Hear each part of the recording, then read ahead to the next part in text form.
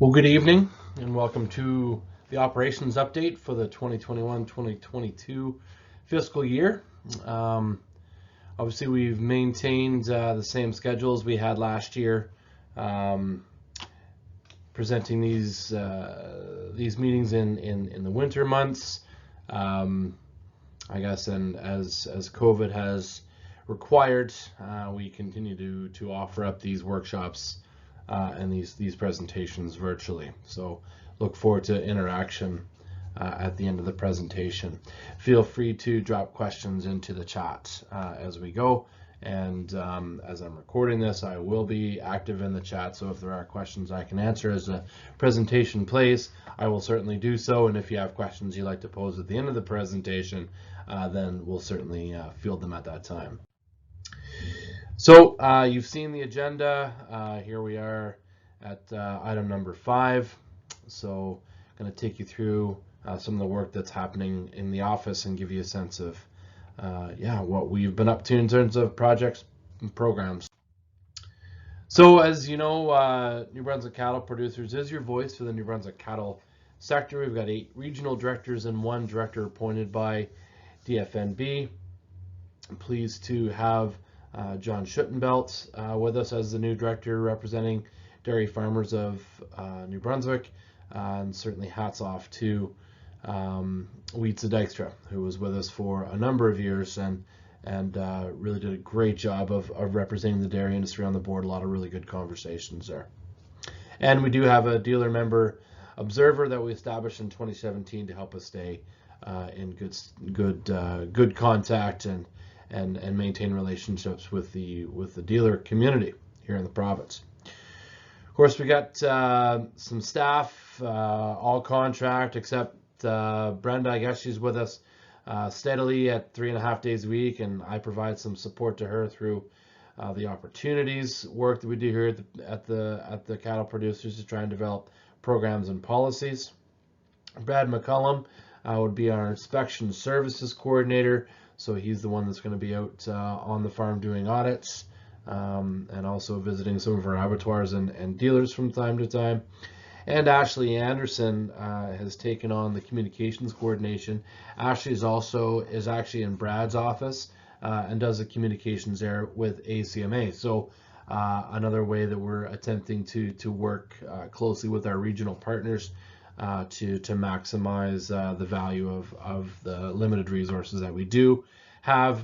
So you're going to see quite a bit of similarity between communication structure and Nova Scotia and New Brunswick, and obviously with the integrated industry that we have, that stands to reason. So we do interact with a lot of national groups. As you see here, the NCOA is our checkoff agency who we submit our annual business plan to each year, which dictates how or is our plan, I guess, on how we're going to use those national levies and how they're allocated. We'll talk about that a little bit later. We got Canada Beef Inc. that manages marketing of beef both in Canada and around the world. BCRC, the Beef Cattle Research Council, heading up the research that happens here in the country. So always staying in close contact with them. And you recall that Ellen, oh my goodness, Ellen, who was with us with NBC, and she got married. I can't recall her married name, but Ellen has joined the ranks of BCRC and is working there through communications effort there. So I'm glad to have that linkage with International Association. Canadian Cattlemen's Association, obviously doing the policy work and a lot of the trade negotiations. And our voice in Ottawa, so constant engagement with those folks. The Verified Beef Production Plus program, also kind of under that CCABC RC banner. Amy manages the VBP Production Plus or VBP Plus workforce here in the Maritime, so lots of continued activity there. Canadian Food Inspection Agency, we'll hear a little bit about that later on, about how we are interacting with them, some transport regs. CCIA, the identification agency, always important to be watching the tracing systems here in Canada and so we work with them from time to time. And then, of course, Maritime Beef Council. And as you know from previous presentations over the last couple of years, we've really used that Maritime Beef Council vehicle to align efforts across the region here in the Atlantics, Maritimes, I guess I should say, and from time to time we do interact with Newfoundland. All about communications, lots of opportunities here. So you're catching our newsletters in print form and in electronic form. We've got our email list. We encourage you to subscribe, reach out to Brenda to get on that mailing list. Lots of good information flowing through that email connection. The website, check out our regular market update reports that are posted on the website.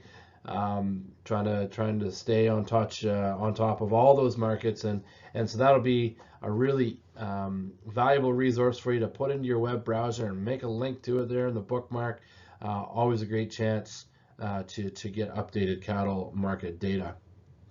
Facebook, we are active, and you will see these presentations are going to be linked and posted on our Facebook site. They do live in perpetuity on our YouTube channel. So that's why, when we went to virtual engagements, we knew we needed to have a place where these videos could live. And that is indeed where they will continue to live at our YouTube channel. Twitter, if you're active there, you see the link. And then, of course, if you're looking for that kind and gentle voice at the other end of the line, we still do have a phone number. So I encourage you to pick up the receiver and give us a call if you've got anything you need to talk about. Producer registration. So I know the notices have just gone out to our growers to register. So this really helps us to understand member challenges and opportunities and best match those resources. If you don't know where the cattle are and what numbers they are in out on the landscape and how they're moving and how they're flowing, it's hard for us to design programs and policies that can support our members in the best way we can. Getting your name on our email list makes that communication that much easier, so you can grab those regular updates electronically.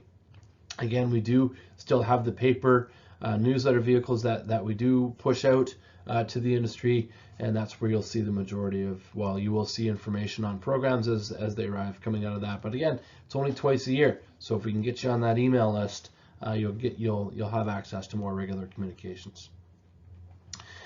Also important to be registered in order to establish your voting eligibility. If you'd like to vote on your board member for the region, so that is something we're checking out on eligibility.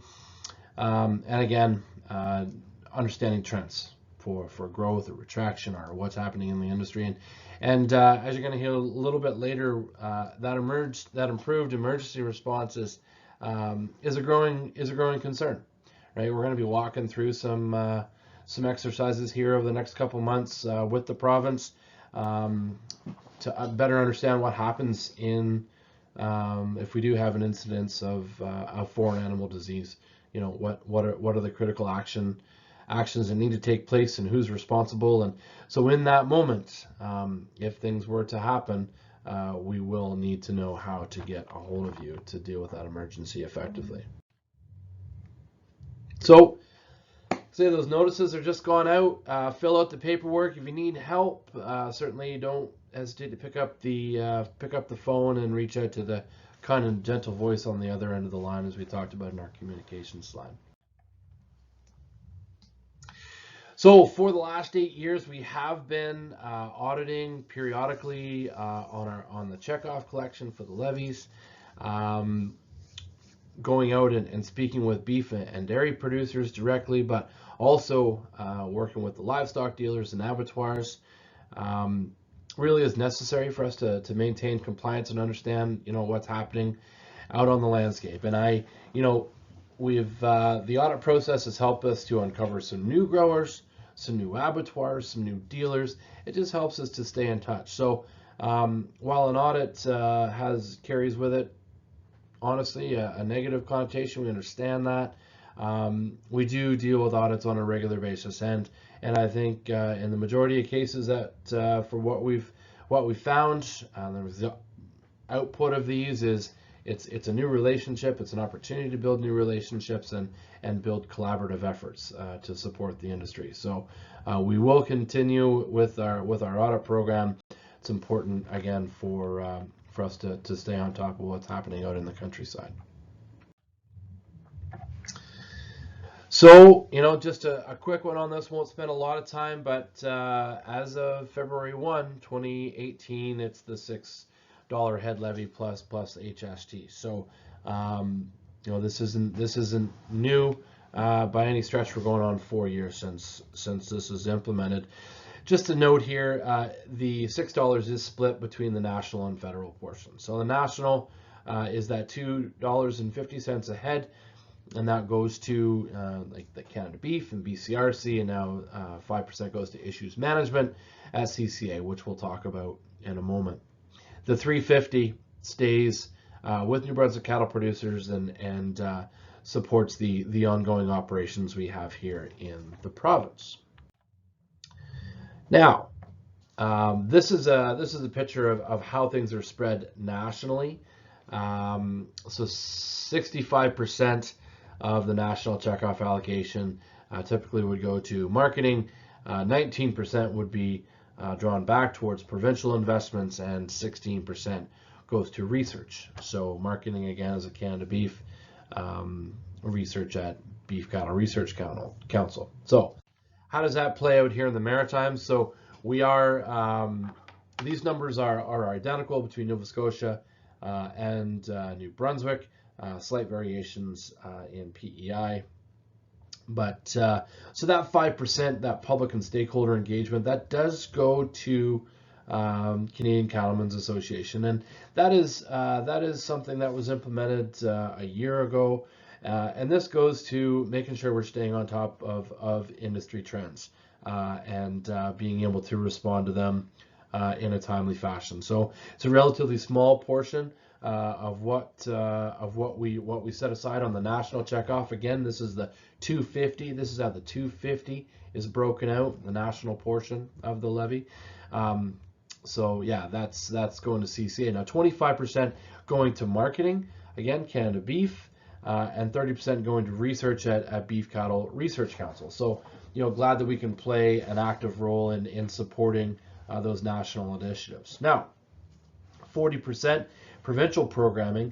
This is where the business plan comes in. So each year, New Brunswick cattle producers submits a business plan to the NCOA on how that 40% dollar is going to be brought back, and it does have to be specifically allocated towards public and stakeholder engagement, marketing, or research, the same as you see here, but it is used for provincial initiatives. A lot of what we use our provincial programming dollars for is to support work that we're doing with Nova Scotia and Prince Edward Island through the Maritime Beef Council. So that gives us a stable source of funding to fund NBC, and through that we leverage those dollars with additional provincial and or regional dollars through, say, the Pan-Atlantic Fund that's offered between the three provinces. So that's how things are broken down both nationally and what we have for provincial programming, again, on the $2.50 portion of the $6 levy. Again, the $3.50 stays with the New Brunswick cattle producers to fund operations. So over a little bit into programming. So the dairy beef working group, it was established in May 2018 and hasn't been overly active in the last several years. COVID, obviously, in our inability to get together has kind of cut into that, but also we've put a fair amount of effort in the dairy beef initiative being led by Maritime Beef Council, and through that, Amy has really coordinated a lot of value chain players across the Maritimes to come together into the various dairy beef initiatives that we're operating through NBC, again with support from those checkoff dollars. So when this was established, you can see the membership there with both New Brunswick Cattle Producers Chair and the Dairy Farmers New Brunswick Chair, plus some other reps. So sit together and talk about those cross-cutting issues and generate a collaborative approach addressing challenges and seizing opportunities. And so I say that the programming that's been in place over the last couple of years, I think, has really provided a foundation for that. So we did have really good conversations with Wietse Dijkster around the New Brunswick Cattle Producers Board table. So I mentioned that earlier, and look forward to continuing those conversations with Wietse now as the chair of DFNB, and also with John Schuttenbelt coming on as the DFNB rep. So we'll continue to push on this. We know this is an important issue for the province and for the sector, with the dairy sector making up, in terms of numbers, roughly 50% of the maritime beef sector. So really important to have the dairy sector engaged in this conversation. So a couple years, starting on April 1, 2021, I guess, and we'll be continuing on this. We do offer voluntary annual levy payment option for the dairy sector. So there is a formula that has been developed, generated out of Nova Scotia originally, and has been modified slightly. Those formulas are identical now between New Brunswick and Nova Scotia. We were pleased with the number of growers that took on this opportunity to have a one-time payment that comes directly from DFNB to New Brunswick cattle producers, and the levy for the participating growers is paid for the year. So thanks to those who took the opportunity to move through that voluntary program. I think all in all, folks were glad or pleased, I should say, with how the program ran. The other option for our dairy friends, partners, neighbors is to continue to work with your livestock dealer and have those levies remitted at point of sale on an individual animal basis. So any questions on that, again, feel free to give us a call at the New Brunswick Cattle Producers Office, or if you're on the dairy side and you're interested in participating, then chat with the staff there at DFNB. I'm sure they'd be pleased to help you out. But I encourage you to do that sooner than later to get you on the list to get started for April 1, 2022. So I mentioned Maritime Beef Council, some of the operational goals that we have there. Why do we start that? We reiterate this again, sector growth. Because the maritime provinces are small relative to others, it's important for us to work together and pool those resources so that we can take them as far as we possibly can.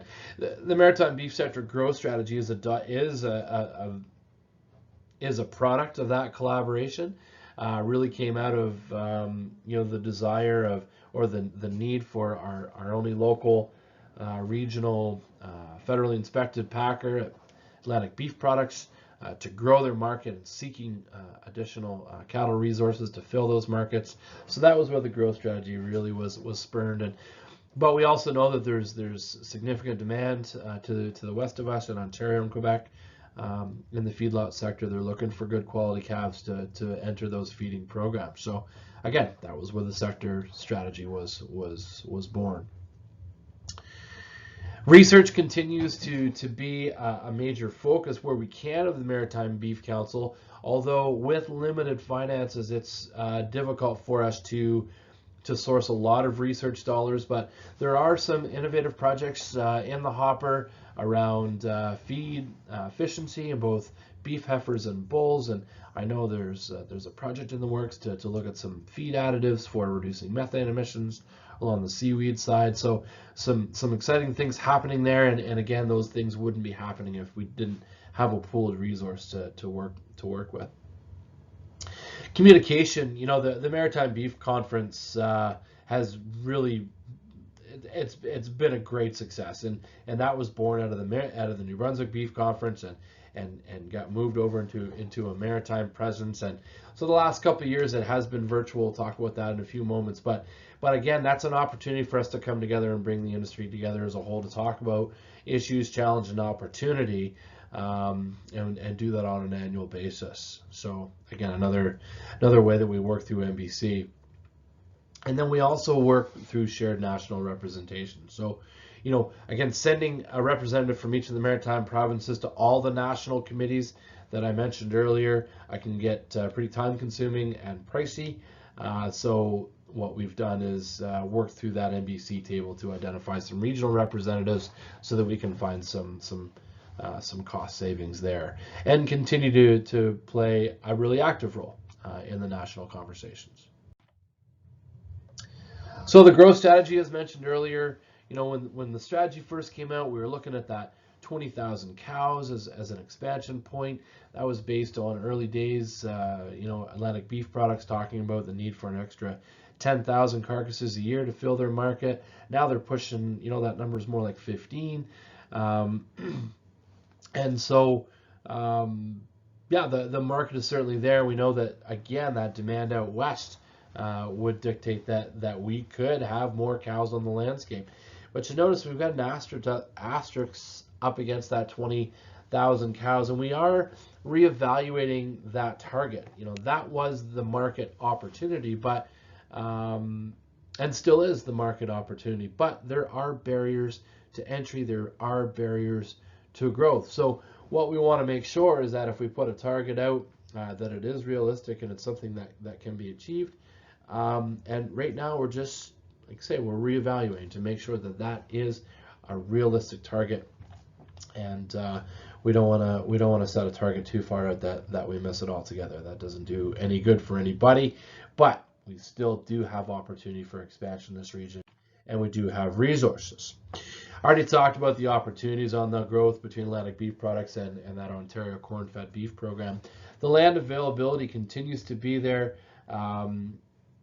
Lots of grassland about. We're all well aware of seeing some of that maybe underutilized or even abandoned land around the province. So we do have opportunity to grow our beef sector, and there is interest, growing interest, and we hear it regularly of folks from outside the region that are seeking to set up shop here in the province or in the region, and so we want to see that land available, that is available, being used, and we want to see hooves out there eating that grass and coming to market.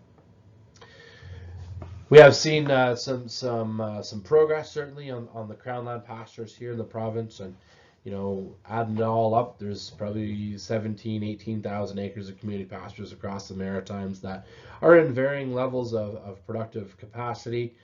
So that continues to be a focus for us to continue to increase the output of those pastures, which can further support herd growth. Do have an active implementation committee on the growth sector on the beef sector growth strategy.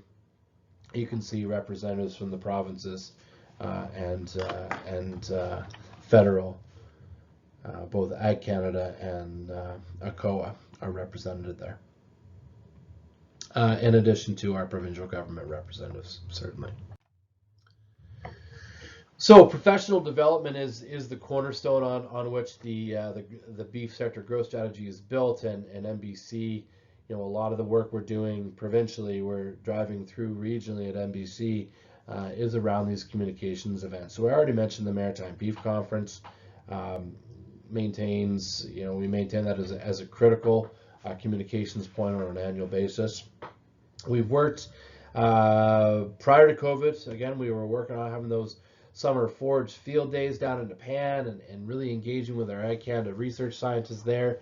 Of course, we haven't been able to have those field days for the last year at least. We'll see what happens this summer, but the last event we had there was wildly successful with over 100 participants. So we'll as soon as we can, we're going to be getting back to that model. The fall workshops, now winter here in New Brunswick and continue to be winter in Nova Scotia. Working through NBC, I know Amy has been traveling, or I guess virtually presenting some updates on things that are happening at NBC, and we'll be seeing a presentation from her a little later on. And again, that's through partnership with the province to add a little bit of add a little value, I guess, to some of these workshops and get some of that technical, get some technical detail coming out of the programs that Amy's running. Maritime Feedlot School and the Beef School continue to be a major focus of NBC, and that is really, I think, a crown jewel in the NBC strategy, bringing together key speakers from across Canada and across North America, and Amy's done a great job of leveraging, you know, the new virtual reality to bring in international speakers. So that has really expanded our scope on some of the work that we're doing at NBC, and I think in particular, you know, leveraging a lot of great work that's happening around the world, especially around the dairy beef value chain. So feel free, you know, check out the Maritime Beef Council website. Lots of detail on the feedlot school and the beef school, and all those presentations are recorded, and you can gain access to them. I already talked about the beef conference. We did hold that on October 29th and 30th. Just over 100 folks had registered and participated. So all things considered, being virtual, we were pleased with the participation that we had and staying solid. You know, I already talked about some of these market opportunities, and certainly do appreciate the partnership that we maintain with Bruce and the team at Atlantic Beef Products. You know, they're still hungry for cattle.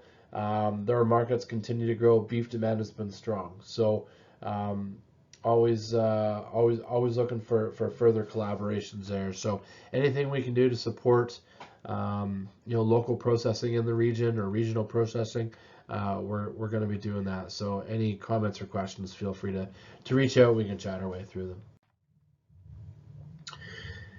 Just a reminder of the VBP Plus premium that has been implemented at Atlantic Beef Products, and so there is opportunity there to work through the VBP Plus program and grab that premium for animals on the rail at ABP. Again, if you need information on that, give us a call. Brenda, Amy, myself, all pleased to help move you through that VBP Plus program and get you eligible for that incentive. So cattle price insurance has been a hot topic for us, certainly. We did complete phase 2 some time back and identified what needed to happen, I guess, to see this through. We are initiating a phase 2 project just shortly. So it's been a while. The project has been approved for some time, but we had to get a contribution agreement signed, and there was some negotiation. But so that work is going to commence here in 2022. Amy is having regular conversations with colleagues all the way across the country. So there is a small army of people who are working on this initiative. It is important for the region and for the nation to maintain that price risk management. It is an important vehicle to support risk management across the beef sector and keep us on par with our annual cropping brothers and sisters. So I encourage you to watch for more details on that as we get that project up and rolling. We will be running some engagement workshops likely through probably a year from now. Probably see some more detail coming out to provide some education on growers and get some education for the grower community on how to use the product, but also get some feedback on the tools that have been developed. So glad to see this one continue on. It's been on our plate for quite some time, and progress has been slow, but it has been steady. So that's better than the alternative. So stay in touch or stay tuned for more information on that one. The beef conference rolled through in Calgary this year. It was in person. There wasn't very many from the region that participated. But that continues to be a national engagement forum. So hats off to the beef industry folks for continuing to keep that fire alive. So the calf club and that dairy beef value chain, I mentioned a little bit about the dairy beef projects that are happening, but the calf club model continues slowly to build momentum. So there was a group of calves co-marketed between the Carleton, York, and Kings counties. There is an active group in Antigonish, Nova Scotia, that's working through Atlantic Stockyards. PEI continues to facilitate a feedlot peer group, and they're talking about some of the things that they can do on a collaborative basis, from herd health and data, records management, those sorts of things. And then, of course, the dairy beef peer group. So, Amy has been working with colleagues around the region to try and stay on top of the various dairy beef initiatives that are happening, and so that's flowing through that calf club initiative. So again, this is a collaborative model seeking collaborative outcomes and the preferential pricing that goes along with high herd health status calves that follow a consistent herd health protocol. So that's what we've sought to do along with the veterinarian services here in the province. And so we really, we feel good about how what we've laid down there for that herd health program. It's not overly complicated. But it's consistent and it's a quality product. So if you need more information on that, please feel free to reach out and we'll get you engaged with others in that calf club project. And again, the dairy beef value chain exploration work continues. One thing of note, transportation regulation changes. They did come into effect February 20th of 2020. So full enforcement is coming here at the end of February 2022. So there was a soft enforcement, I guess, that went along with the initial launch, but full enforcement is expected here, like I say, at the end of February 2022. So again, we've got some detail on that we can share with you. We have reached out to CFIA to try and line up an update session where we can get an update on where things are at on timelines and what producers can expect. We know this is potentially a significant issue for some of our transporters, and so we're going to do everything we can to help make sure you're prepared for that. So stay tuned, watch your inbox for news on an engagement session with CFIA. And again, if you want to get on the mailing list, call the office. We'll make sure you get word of that as soon as it's ready to go. All right, so a few summary comments, and I mean, we're all aware of the issues and opportunities that lay before us, and the challenge is to seize them. Mentioned earlier a little bit about emergency management planning, and that is a project that you'll see popping up here over the next couple months, and so we're going to be seeking some producer engagement on that. I mean, right now the opportunity is there to prepare. It is a challenge, if we ever were to see foreign animal disease outbreak, it would certainly be a significant challenge. Our opportunity is to prepare for it. So that's part of the bundle of work that we're doing, and hats off to Nicole Wanamaker as our Chief Veterinary Officer. They really picked up that ball and is running with it and providing some fantastic leadership here in the province. So continue to engage with that one. Lots of files. Lots of projects, lots of issues, lots of opportunities. We're seeing some significant funding likely rolling out of Ottawa that is going to impact the cattle sector around our grazing land. So we're going to be looking forward to working with our colleagues here in the province to get that out on the ground. So hoping to be your primary contact as some of those new opportunities roll out on that side.